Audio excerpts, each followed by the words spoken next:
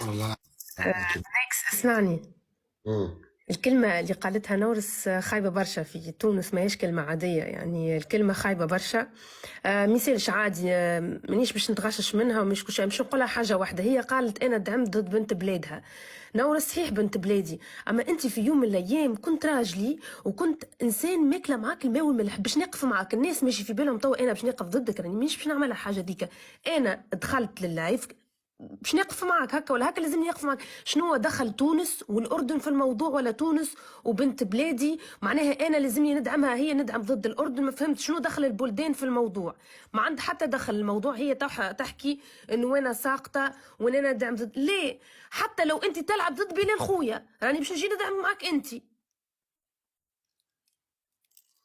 الله يعطيك العافيه. ما خلاص فيها اسمعي. حتى، ما فيها حتى مشكل اسمع انه. اقول لك شغله، اقول لك شغله عشان السب وعشان الشتم وعشان الغلط. والله اقسم بالله، والله ضحى بالله عليك والله. اسمعي، داري يا زلمه، اقسم بالله داري ورب الكعبه. برنامج برنامج بحير اللي عمره ما احتار. يا اخي شو والله العالم يا اخي. ما فهمتش علاش دعمي انا قلقها، والله ما فهمتش علاش دعمي قلقها. امانه راني باش نقولها لها، راهو ما فماش حتى مشكل. حتى ذيك المره بس دعمتك برضه نفس الشيء. لا لا، غيرت ما فماش ملامحها. حتى، ما فماش حتى مشكل اذا انا دعمتك، ولا كنت نجم انا نعطي القايه تدعم، نشحن ولا نعطي القايه تدعم. ما فماش، وانا ندعم مخفي باش ما نعملش فتنه. انا ديما ندعم فيك مخفي هكا ولا إيه؟ صح. ديما ندعم مخفي، انا معروفه، انا حتى في الجولات الكل ندعم مخفي. ما نحبش نعمل ليفل وما نحبش نبان اللي انا ندعم معناها. ما خلص. نورس الله يهديها، ما فهمتش كيفاش فهمت الموضوع، ما فهمتش كيفاش فهمت السبب.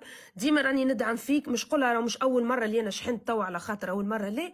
شفتك في الجوله الاولى سكور ما عطانيش قلبي، دعمت الله غالب معناها.